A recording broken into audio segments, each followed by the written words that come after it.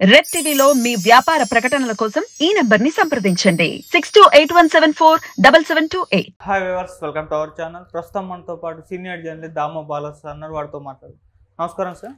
నమస్తే సార్, సునీతారెడ్డి గారు జగన్ గారి పైన పోటీ చేయబోతున్నట్టు తెలుస్తుంది సార్. మొన్న ఢిల్లీలో కూడా ప్రెస్ మీట్ పెట్టడం చూసాం. వివేక హత్య కేసుకు సంబంధించి కొన్ని సంచలన విషయాలు ఆమె చెప్పడం చూసాం. మరి ఇప్పుడు జగన్ గారి పైన పోటీ చేస్తే ఎలా ఉంటుంది సార్? పోటీ చేస్తుందా లేదా ఆమె కన్ఫామ్ చేయలేదు. బట్ మొన్న ప్రెస్ మీట్ చూసినప్పుడు ఆమె స్టైల్ ఆఫ్ డెలివరీ అదంతా చూసినప్పుడు ఆమె పోటీ చేసే అవకాశం ఉంది. గతంలో కూడా ఆమె మీద పోస్టర్లు కూడా వచ్చాయి. పులివెందల్లో ఆమె తెలుగుదేశంలో జాయిన్ అవబోతుంది అనేది కూడా వచ్చాయి.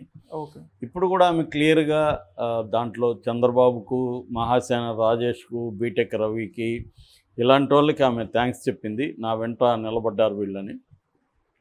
సో ఆమె అంటే మనం నిజానికి అందరికంటే మన ఛానల్లోనే వివేకానంద రెడ్డి హత్య మీద అనేక కోణాల్లో నేనే చాలా వీడియోలు చేశాను. అవన్నీ మళ్ళీ రిపీట్ చేయడం వేస్ట్. కానీ మామూలుగా ఆమె ముందు నుంచి కూడా 2019 మార్చి 15న ఆయన చనిపేసిన తర్వాత ఆమె అనేక వీడియోలు ఉన్నాయి. ఆమెవి యూట్యూబ్లో కూడా ఉన్నాయి. ఆమె క్లియర్గా తెలుగుదేశం వాళ్ళే చంపారు అనేది ఆమె చెప్పింది అప్పుడు. సో తెలుగుదేశం వాళ్ళు చంద్రబాబు, బీటెక్ రవి, ఆదినారాయణ రెడ్డి వీళ్ళే చంపించారు మా నాన్నని. ఎందుకంటే మా నాన్నకి పులివెందుల తాలూకాలో చాలా స్ట్రాంగ్ బేస్ ఉంది. సో ఆయన ఉంటే అవినాష్ రెడ్డి గెలుస్తాడని చెప్పి ఆయన్ని వీళ్ళే తెలుగుదేశం వాళ్ళే చంపించారనేది ఆమె చెప్పింది. దాని తర్వాత మరి ఎందుకు మారింది అనేది ఎవరికి తెలియదు. కానీ యాంటీగా మారింది. అంటే మేబీ ఒక వెర్షన్ ఏంటంటే వైసీపీ వాళ్ళు చెప్పేది ఈమె వీళ్ళ హస్బెండ్ రాజశేఖర్ రెడ్డి రోల్ ఉంది. ముఖ్యంగా రాజశేఖర్ రెడ్డి వాళ్ళ అన్న శివప్రకాష్ రెడ్డి. అంటే శివప్రకాష్ రెడ్డి ఎవరో కాదు, వివేకానంద రెడ్డి బావమరిదే. వాళ్ళ బ్రదర్కి కూతుర్ని ఇచ్చి పెళ్లి చేశారు. సో వాళ్ళ రోల్ ఉందని మీకు జగన్ చెప్పాడని, దానికి ప్రూఫ్స్ ఉన్నాయని ఇన్వెస్టిగేషన్లో, దాంతో ఈమె రివర్స్ అయిందని వాళ్ళు చెప్తారు, వైసీపీ వాళ్ళు. అది నిజం కాకపోవచ్చు, అవ్వచ్చు, తెలియదు మనకి. ఈమె మాత్రం మెల్లమెల్లగా ఏమైందంటే ఒక నెరేటివ్ పక్కకు వచ్చింది. అంటే ఎప్పుడైనా కూడా ఒక హత్య జరిగితే ప్రధానంగా ఎవరు చేశారనే దానికి మోటివ్ ఏందని చూస్తారు. ఈ హత్య ఎందుకు చేశారు? ఒకటి రివెంజ్ ఉంటుంది. గతంలో ఏదన్నా నాకు నువ్వు చెడ్డ చేస్తుంటే, హాని చేస్తుంటే నేను పగ తీర్చుకుంటాను. అది ఎక్కువగా మనం రాయలసీమలో ఇవన్నీ చూస్తుంటాము. అంటే నా వాళ్ళని ఒక వ్యక్తి చంపితే నేను వెళ్ళి మళ్ళీ వాళ్ళని చంపడం, వాళ్ళు వచ్చి మళ్ళీ నన్ను చంపడం, ఇలాగ జరుగుతుంటాయి. అది రివెంజ్ మర్డర్స్. అవి కాకుండా మర్డర్ ఫర్ గెయిన్ అంటారు. అంటే ఒక వ్యక్తిని చంపితే నాకేదో ప్రయోజనం ఉండాలి. ఆ వ్యక్తిని చంపితే డబ్బులు ప్రయోజనమా, పదవా, లేకపోతే ఇంకోటి ప్రయోజనం ఉండాలి. అలాగే దీంట్లో ఆమె ఫస్ట్ తెలుగుదేశం వాళ్ళ మీద ఆరోపించినప్పుడు ఆమె చెప్పింది ఏంటంటే వీళ్ళుంటే అవినాష్ రెడ్డి గెలుస్తాడు, లేదంటే వీళ్ళు కానీ లేకపోతే అవినాష్ రెడ్డిని ఓడించవచ్చు అనేది తెలుగుదేశంకి ఉంది. కాబట్టి తెలుగుదేశం మర్డర్ ఫర్ గెయిన్ అనేది చంపించారు అనేది ఆమె ఆరోపించింది. ఆ తర్వాత నిజానికి తను చంపినప్పుడు తెలుగుదేశం ప్రభుత్వం అధికారంలో ఉంది. వాళ్ళు దాన్ని తేల్చి ఉండాలి. అప్పుడే కానీ తేల్చుంటే అసలు ఇంత గోళ రాదు. కానీ అప్పుడు తేల్చలేదు. తేల్చిపోయేసరికి జగన్ దాన్ని తెలివిగా ఏం చేశాడంటే, మా బాబాయ్ని ఈమె కూడా అలా చెప్పడం వల్ల తనకు ఉపయోగపడింది. అది అప్పుడు నారాసుర రక్త చరిత్ర ఇదంతా బుక్ వేసి చంద్రబాబు హత్యా రాజకీయాలకు తెరలేపాడని ఇవన్నీ జనంలోకి తీసుకెళ్ళారు. అది ఎంతో కొంత జగన్కి ఉపయోగపడింది. అప్పుడు ఈమె కానీ అప్పుడే కానీ తెలుగుదేశం వాళ్ళు చంపలేదని చెప్పుంటే జగన్కి ఉపయోగపడేది కాదు. ఆ రకంగా ఈమె కూడా జగన్కి ఉపయోగపడింది. తను చెప్పడం వల్ల కూడా అయింది. మరి ఆ తర్వాత జగన్ ప్రభుత్వం వచ్చింది, జగన్ సిట్ వేశాడు. జగన్ కూడా దాన్ని తేల్చి ఓపెన్గా బయట పెట్టేసి ఉంటే ఈ ప్రాబ్లమ్స్ ఉండవు. అది జగన్ చేయలేదు. దాంతో ఈమె పోలీసుల మీద నమ్మకం లేదని ఈమె సిబిఐకి అడిగింది. సిబిఐ ఇచ్చారు. తర్వాత కోర్టు కూడా ఆంధ్రప్రదేశ్లో ఉంటే మాకు న్యాయం జరగదంటే హైదరాబాద్కి మార్చారు. దాని తర్వాత ఈమె రివర్స్ అయింది, యూటర్న్ అయింది. దాంతో పెద్ద మన లాయర్లని పెట్టుకోనింది. ఇప్పుడు తెలుగుదేశానికి చంద్రబాబుకి ఉన్న లోద్రా, సిద్ధార్థ లోద్రా ఈమెకు కూడా మెయిన్ అడ్వకేట్. ఓకే. సో ఆయన గంటకే ₹1,00,00,000 వరకు తీసుకుంటాడు అంటారు. మరి ఆయనని ఈమె ఎంగేజ్ చేసుకొని అనేక సార్లు కోర్టుకి అపియర్ అయితే అన్ని కోట్లు ఈమె దగ్గర ఎక్కడుంది అనేది ఒక జనాలకి డౌట్. అందుకని ఈ వెనక చంద్రబాబు ఉన్నాడు అనేది వైసీపీ ఆరోపిస్తుంది. రఘురామ కృష్ణంరాజే దీన్నంతా కూడా మానిటర్ చేస్తూ ఉన్నాడు అనేది కూడా అంటున్నారు. లాయర్ కూడా చంద్రబాబు లాయర్ కాబట్టి అందరూ కూడా ఆ యాంగిల్లో నుంచే ఉన్నారు. మొన్న ఆమె ఢిల్లీలో ఓపెన్గానే చంద్రబాబు థ్యాంక్స్ చెప్పడం వల్ల ఖచ్చితంగా చంద్రబాబు ఉండే అవకాశం ఉంది. ఎందుకంటే రాజకీయాల్లో ఏ సంఘటన ఉపయోగపడినా ఏ వ్యక్తి ఉపయోగపడినా వాళ్ళని ఉపయోగించుకోవడం అనేది చంద్రబాబు అయినా చేస్తాడు, జగన్ అయినా చేస్తాడు, పవన్ కళ్యాణ్ అయినా చేస్తాడు, ఎవడైనా ఎనీ రాజకీయ పార్టీలు చేస్తాయి. అలాగే ఇప్పుడు ఆమె జగన్కి యాంటీగా మాట్లాడుతుంది కాబట్టి ఆ కుటుంబంలో ఆల్రెడీ షర్మిల బయటకు వచ్చింది, ఈమె కూడా వస్తే జగన్ని మనం వ్యక్తిగతంగా దెబ్బతీయచ్చు అనేది చంద్రబాబు వ్యూహం వేసి ఉండొచ్చు. ఆ రకంగా సపోర్ట్ చేసి ఉండొచ్చు, దాంట్లో ఏం తప్పు లేదు. సో ఆ రకంగా ఈమె ముందు నుంచి కూడా జగన్కి యాంటీగా ఉంది, చాలా స్ట్రాంగ్గా ఫైట్ చేస్తుంది. దాంట్లో ఇప్పటి వరకు 8 మంది అక్యూజ్డ్ని ఫస్ట్ ఏమో రామ్ సింగ్ ఐఓగా ఉన్నాడు, ఇన్వెస్టిగేటింగ్ ఆఫీసరు. ఆ రామ్ సింగ్ చాలామందిని ముద్దాయిల్ని కొట్టాడని, అతను అప్రూవర్గా మారమని హింస పెట్టాడని, నెంబర్ 1గా ఉన్న Erra Gangi Reddy accused number 1, accused number 2గా ఉన్న సునీల్ యాదవ్, 3గా ఉన్న ఉమాశంకర్ రెడ్డి, 4గా ఉన్న దేవిరెడ్డి శివశంకర్ రెడ్డి. వీళ్ళు ఈ నలుగురు 4 వచ్చి ఈయన దస్తగిరి 4, 5 వచ్చి దేవిరెడ్డి శివశంకర్ రెడ్డి. వీళ్ళందరూ కూడా రామ్ సింగ్ మీద కంప్లైంట్ చేశారు. సునీల్ యాదవ్ అయితే కోర్టుకు వెళ్ళాడు. తర్వాత వీళ్ళ అక్యూజ్డ్ కాని సాక్షులుగా ఉన్న ఇద్దరు, రామయ్య, వాచ్మెన్ రామయ్య కూడా నన్ను కొట్టారు, గుజరాత్ బీహారు తెలియదు నాకు, తీసుకెళ్ళి పెట్టుకొని కొట్టారు అని చెప్పాడు. ఎంవి కృష్ణారెడ్డి ఆయన పిఏ, వివేకానంద రెడ్డి పిఏ, ఆయన రామ్ సింగ్ నన్ను నా కొడుకు ముందే కొట్టాడని ఆయన ఆరోపించాడు. ఢిల్లీలో 1 మంత్ పెట్టుకొని నన్ను టార్చర్ చేశారు అని ఆయన కూడా కోర్టుకు కూడా వేశాడు.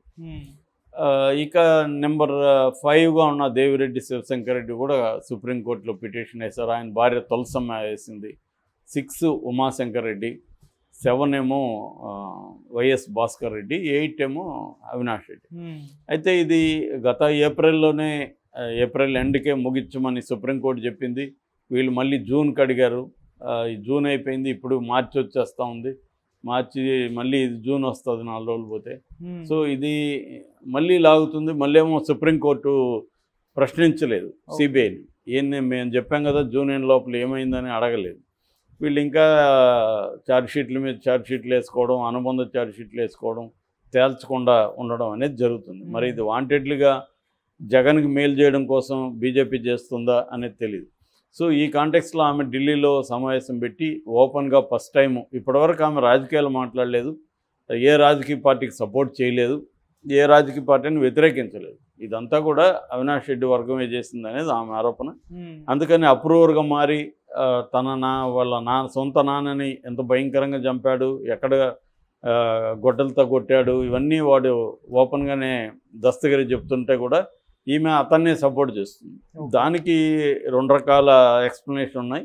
ఒకటి ఏంటంటే మెయిన్ కల్ప్రిట్ దస్తగిరి కాదు, దస్తగిరి అనేవాడు ఒక కిరాయిడోడి, చేయించినవాడు ఇంపార్టెంట్ కానీ చేసినవాడు కాదు. వీళ్ళు టూల్ లాంటి వాళ్ళు కాబట్టి ఇతని ద్వారా చేయించిన వాళ్ళు పట్టుకోవాలి కాబట్టి ఇతనికి సపోర్ట్ చేస్తున్నాను అనేది ఒక వెర్షన్, దాంట్లో తప్పేం లేదు. రెండో వెర్షన్ ఏంటంటే ఈమె క్లియర్గా ఈమె రోల్ ఉందని వాళ్ళు ఆరోపిస్తున్నారు. దాంట్లో వాళ్ళ దగ్గర సాక్ష్యాలు ఉన్నాయి. దానికి కారణం ఏంటంటే వివేకానంద రెడ్డి 2వ పెళ్లి చేసుకున్నాడు, సౌభాగ్యమని వదిలేయడం అంటే విడాకులు ఏమి ఇవ్వలేదు కానీ ఆమె వీళ్ళందరూ దూరంగా హైదరాబాద్లో ఉంటారు. వివేకానంద రెడ్డి ఒకడే ఉంటాడు అక్కడ. ఆయన 2వ పెళ్లి షబానా అని పెళ్లి చేసుకున్నాడు. దాని మీద మనం వీడియోలు కూడా చేసాం. ఆయనకి ఎట్లా పరిచయం అయింది షబానా, వాళ్ళవు అవన్నీ చెప్పాము. సో షబాన్ పెళ్లి చేసుకున్నాక వాళ్ళకి ఒక కొడుకు పుట్టాడు, షహన్షా. ఆ షహన్షా కోసం అతనికి మంచి భవిష్యత్తు ఇవ్వాలని అతని పేరుతో కొన్ని ఆస్తులు రాయించాడని, వీల్ నంబర్ రాశాడని, ఆ డాక్యుమెంట్స్ తర్వాత ఒక రౌండ్ సీలు దీన్ని తీసుకురమ్మని నర్రెడ్డి రాజశేఖర్ రెడ్డి ఈ టీమును పంపించాడని, ఈ టీము ఆల్రెడీ ఎర్రగంగిరెడ్డికి ఆయనతో ఇష్యూస్ ఉన్నాయి, ఎందుకంటే బెంగళూరులో ఒక పంచాయతీ చేశారని ఆ సమస్యలు ఉన్నాయి. అట్లాగే సునీల్ యాదవ్కి ఇష్యూస్ ఉన్నాయి, సునీల్ యాదవ్ వాళ్ళ మదర్ తో ఈయన మిస్బిహేవ్ చేశాడని. తర్వాత ఉమాశంకర్ రెడ్డి అక్యూజన్ నెంబర్ 3 వాళ్ళ భార్యతో మిస్బిహేవ్ చేసిన ఆయనకు ఉన్నాయి. ఇక అక్యూజన్ నెంబర్ 4 దస్తగిరి డ్రైవర్గా ఉండి అప్పుడు ఈయన దస్తగిరిని బాగా మందలించడం, అట్లాంటి ఉద్యోగం తీసేయడం, దానివల్ల అతనికి ఇబ్బందులు ఉన్నాయని. ఇలాగా వీళ్ళు నలుగురు కలిసి ఇంకొక అతన్ని కూడా తోడు తీసుకొని, ఈ నలుగురే చేసిందైతే నలుగురు. ఉమాశంకర్ రెడ్డి కూడా మళ్ళీ గజ్జల ఉమాశంకర్ రెడ్డి ముందుగానే అతనికి తెలిసిపోయింది హత్య, ఆ టైంలో ఎక్కువ బయట తిరుగుతూ ఉన్నాడు, ఇవన్నీ చెప్పారు. కానీ నలుగురు అయితే హత్యలో పాల్గొన్నారు. ఈ నలుగురు కూడా 4 వాళ్ళ రీజన్స్ ఉన్నాయి ఆయన చంపడానికి. సో వీళ్ళు ఆ డాక్యుమెంట్స్ తెమ్మంటే అవి తేకుండా వీళ్ళ వ్యక్తిగత ప్రతీకారం తీర్చుకొని చంపేసి ఆ డాక్యుమెంట్ల కోసం వెతికారని, ఏదో వెతుకుతున్నారని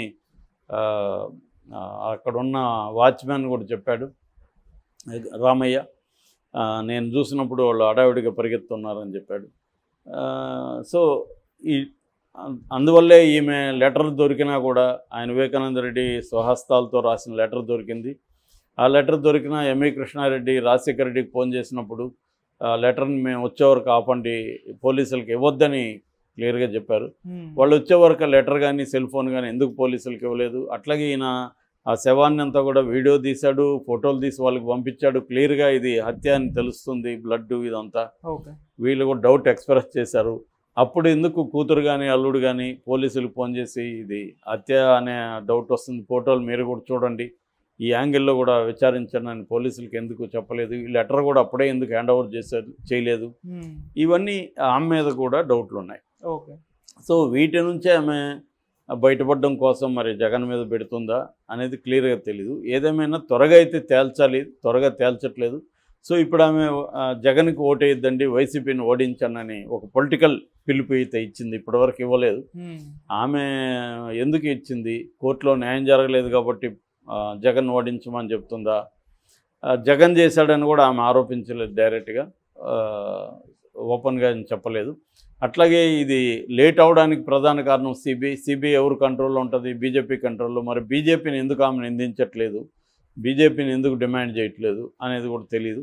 సో ఏదేమైనా ఆమె క్లియర్గా అయితే తెలుగుదేశం సపోర్ట్తో జగన్ మీద పోటీ చేయబోతుంది అనేది కనిపిస్తుంది. మరి అదే జరిగితే ఖచ్చితంగా జగన్కి కొంత ఇబ్బంది. కాకపోతే వివేకానంద రెడ్డి హత్యని చూసి రాష్ట్రంలో ఇవాళ జగన్ ఓడిచ్చే పరిస్థితి ఉందా, అది ఎప్పుడో 5 ఏళ్ళు అయింది. ఆల్రెడీ రకరకాల అభిప్రాయాలు ఉన్నాయి. ఆల్రెడీ జగనే జయించాడని నమ్మేవాడు నమ్ముతుంటాడు, తెలుగుదేశం అండ్ జనసేన ఈ బ్యాచ్. జగన్కి సంబంధం లేదు, ఇది వీళ్ళనామా వల్ల వీళ్ళే చేశారని నమ్మేవాళ్ళు నమ్ముతుంటారు. కాబట్టి దానివల్ల ఇప్పుడు కొత్తగా ఓటర్లు ఈమె స్టేట్మెంట్ని జగన్కు వ్యతిరేకంగా ఓట్లు వేస్తారా అనేది డౌటే.